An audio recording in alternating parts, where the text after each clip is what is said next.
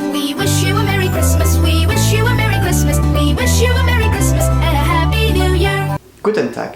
Für meinen dritten Adventskalenderfilm ich habe mir entschieden, über Melancholia zu sprechen. Melancholia ist ein Film von der bekannten Regisseur Lars von Trier. Der hat auch Antichrist oder Nymphomaniac gemacht. Ja, er ist überall bekannt für seine Polemik, für seine Filme, die viel darüber reden müssen. Und er kam einen Tag im Festival de Cannes mit Melancholia. Ein Film mit Kristen Dunst, die Mary Jane von Spider-Man, und Charlotte Gainsbourg, die Französin, die hat schon ein paar Mal gearbeitet mit dem Regisseur. Melancholia.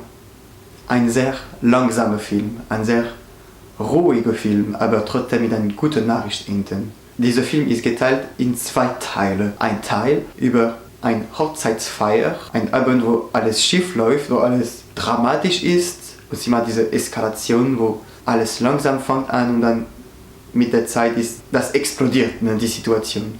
Und dann das zweite Teil über die Hauptcharakter, die krank ist.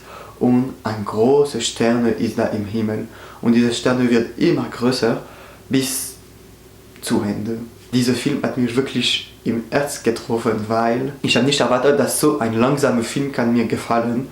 Passiert nicht so viel, es ist nur Dialog, ist nur schöne Bilder, ganz viel klassische Musik. Aber das ist so gut erzählt, dass du hast trotzdem Lust zu wissen, was passiert danach. Und dieser Regisseur Lars von Trier hat wirklich die Musik gut rausgefunden, die passieren perfekt mit der Atmosphäre von dem Film. Die Schauspielerin Kristen Dunst ist wirklich sehr, sehr, sehr, sehr gut. Der Film dauert 2 Stunden und 10 Minuten. Und am Ende, du musst auch wirklich eine Zeit Ruhe nehmen und überlegen ein bisschen, was hast du gesehen, was ist passiert durch den Film. Der Titel von dem Film erzählt auch alles, Melancholia.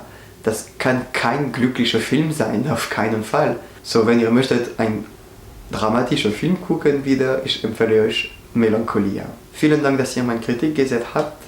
Nicht vergessen zu liken, zu abonnieren, zu kommentieren, was ihr gedacht habt über Melancholia und was ihr denkt über den Regisseur Lars von Trier.